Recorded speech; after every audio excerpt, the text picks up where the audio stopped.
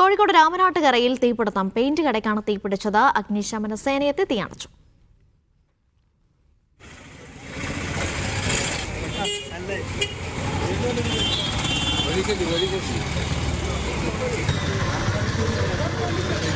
വിബീഷ് കേട്ടിയുണ്ട് വിവരങ്ങളുമായി. വിബീഷ്, വലിയ തീപിടുത്തമായിരുന്നോ?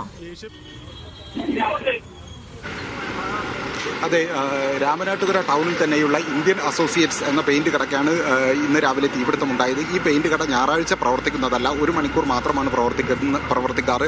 അപ്പോൾ രാവിലെ ഉടമ വന്ന് ഈ പെയിന്റ് കട തുറക്കുകയും 1 മണിക്കൂറോളം പ്രവർത്തിച്ച് അടച്ചു പോവുകയുമായിരുന്നു. പിന്നീട് ഇദ്ദേഹത്തെ സമീപത്തെ കടയിലെ ആളാണ് വിളിച്ചു പറഞ്ഞത് കടക്കുള്ളിൽ നിന്ന് പുക ഉയരുന്നത് കാണുന്നുണ്ടെന്ന്. തുടർന്ന് എത്തിയപ്പോഴാണ് തീ പിടിക്കുന്നതായിട്ട് മനസ്സിലായത്. തുടർന്ന് ഫയർഫോഴ്സ് എത്തി തീ അണയ്ക്കുകയായിരുന്നു. വലിയ തോതിലുള്ള തീപിടുത്തമാണ് ഉണ്ടായത്. പെയിന്റ് കടയ്ക്കുള്ളിലുള്ള 3 നില കെട്ടിടമാണ്. 3 നിലയിലെയും പെയിന്റുകൾ ഏതാണ്ട് പൂർണ്ണമായും കത്തി നശിച്ചിട്ടുണ്ട്. വലിയ നഷ്ടമാണ് ഉണ്ടായിരിക്കുന്നത്. ഇപ്പോഴും പെയിന്റ് തീ നിയന്ത്രണ വിധേയമാക്കിയെങ്കിലും ഇപ്പോഴും ഉള്ളിൽ ഫയർഫോഴ്സ് വെള്ളം ചീറ്റുന്നുണ്ട്. കാരണം പെയിന്റ് പോലുള്ള പല സാധനങ്ങളും പിന്നീട് കത്തിപ്പടരാം എന്ന കാരണത്താലാണ് വീണ്ടും ഇപ്പോഴും ഫയർഫോഴ്സ് ശ്രമദാനം നടത്തുന്നത്. ഇപ്പോൾ ഈ കടയുടെ ഉടമ നമ്മളോടൊപ്പമുണ്ട്. ഏത് സമയത്തായിരുന്നു? ഞാൻ വീട്ടിൽ ഒരു 12:45 എത്തിയപ്പോഴാണ് ഫോൺ വരുന്നത്. ഞാനൊരു 11:15 പൂട്ടി പോയതാ കട. 1 മണിക്കൂർ ഞായറാഴ്ച വർക്കിംഗ് ഉണ്ടാവും. അന്നേരമാണോ വിവരം അറിഞ്ഞത്? വീട്ടിലെത്തിയാലാണ് വിവരം അറിഞ്ഞത്. എത്ര മാത്രം പെയിന്റ് കത്തി? ഒരു 1.5 CR മേലെ പെയിന്റ് കത്തി ഉണ്ടായിരിക്കും. സ്റ്റോക്കുകൾ ഏതൊക്കെ നിലയിലായിരുന്നു? ഫസ്റ്റും സെക്കൻഡും. എത്ര പണം കത്തിപ്പോയി? പണം കത്തിപ്പോയത് ഒരു സെയിൽസിന്റെ കുറച്ച് പൈസ ഉണ്ടായിരുന്നു, കുറച്ച് വണ്ടി വിറ്റ ക്യാഷ് ഉണ്ടായിരുന്നു. ഞായറാഴ്ച കട തുറക്കുന്നത് 1 മണിക്കൂർ 1 മണിക്കൂർ. ഏതൊക്കെ നിലയിലായിരുന്നു? ഫസ്റ്റും സെക്കൻഡും പൂർണ്ണമായി കത്തിയാണ്. ഇപ്പോൾ കട ഉടമ തന്നെ പറയുന്നത് 1.5 കോടിയോളം രൂപയുടെ നഷ്ടമാണ് ഉണ്ടായിരിക്കുന്നത് എന്നാണ്. നമുക്ക് ഇപ്പോൾ ഉള്ളിലേക്ക് നോക്കിയാൽ തന്നെ അറിയാൻ പറ്റും. ഇപ്പോൾ തന്നെ ദൃശ്യങ്ങളിൽ കാണാൻ പറ്റും. താഴെ നിലയിലുള്ള പൂർണ്ണമായും പെയിന്റ് എല്ലാ തട്ടുകളായി വെച്ചിരുന്ന പെയിന്റാണ് പൂർണ്ണമായും കത്തി നശിച്ചത്. 2ാം നിലയിലേക്ക് കടക്കുന്ന ഭാഗത്തും ആ ഭാഗത്തെ പെയിന്റും പൂർണ്ണമായി കത്തി നശിച്ചിട്ടുണ്ട്.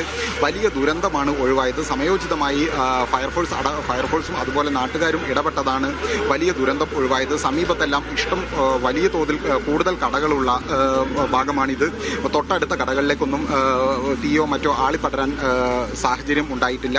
ഫയർഫോഴ്സ് നല്ല രീതിയിൽ പെട്ടെന്ന് തന്നെ സമയോചിതമായ ഇടപെടൽ നടത്തിയതാണ് തീ പെട്ടെന്ന് നിയന്ത്രണ വിധേയമാക്കാൻ സാധിച്ചത്.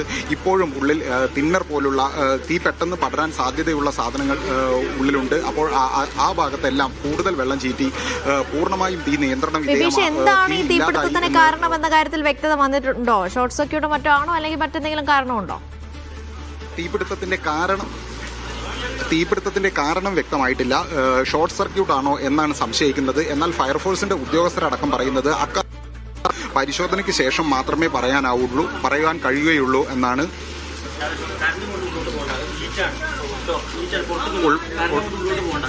ഉൾഭാഗത്ത് പല ഭാഗത്തും ഇപ്പോഴും ഫയർഫോഴ്സ് ഉദ്യോഗസ്ഥർ വെള്ളം ചീറ്റിക്കൊണ്ടിരിക്കുകയാണ്. തിന്നർ അടക്കമുള്ള ഉൽപ്പന്നങ്ങൾ ഈ കടയുടെ ഉള്ളിലുണ്ട്. അപ്പോൾ വീണ്ടും തീ പടരാൻ സാധ്യതയുണ്ടോ എന്ന സംശയത്താലാണ് ആളുകളെ ഈ ഭാഗത്തു നിന്നും ഒഴിപ്പിക്കുകയും ഉള്ളിലേക്ക് മറ്റാരെയും പ്രവേശിപ്പിക്കാത്ത തരത്തിൽ വെള്ളം.